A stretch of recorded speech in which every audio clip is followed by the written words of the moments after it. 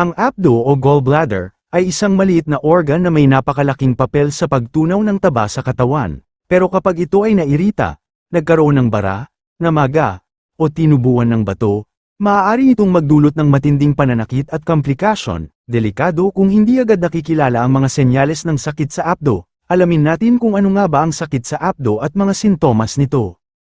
Ano ang sakit sa apdo? Ang apdo ay isang maliit na supot sa ilalim ng atay na nagsisilbing imbakan ng bile, isang likidong tumutulong sa pagtunaw ng taba. Ang sakit sa apdo ay tumutukoy sa mga kondisyon tulad ng gallstones, bato sa apdo, cholecystitis, pamamaga ng apdo, biliary colic, panandaliang pananakit dahil sa bile blockage, gallbladder sludge o polyps. Kapag hindi naagapan, maaaring humantong ito sa impeksyon, pumutok ang apdo, o makaapekto sa atay at pancreas.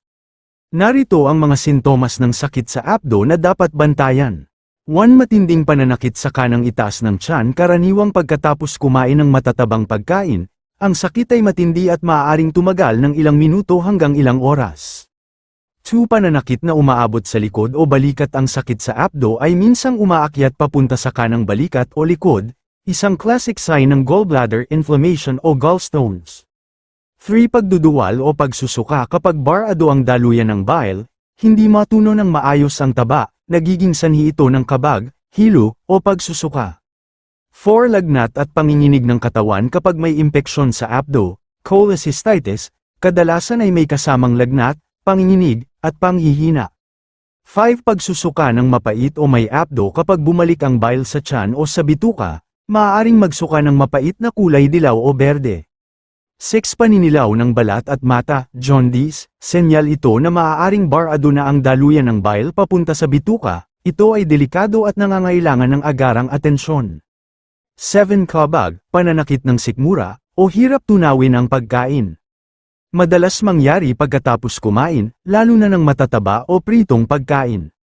8. Madilaw na ihi at maputlang dumi. Ibig sabihin, hindi lumalabas ng maayos ang bile sa dumi, kaya't ang kulay nito ay nagiging abnormal.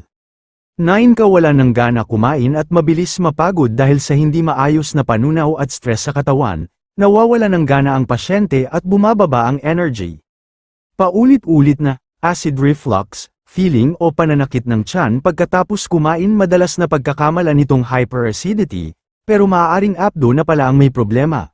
Paano natin maiwasan ang sakit sa apdo? Iwasan ang sobrang matatabang pagkain, tulad ng baboy, chicharon, dairy at prito, uminom ng sapat na tubig, iwasan ang stress at biglaang fasting, panatilihin ang tamang timbang. Mga lods, please share and follow for more.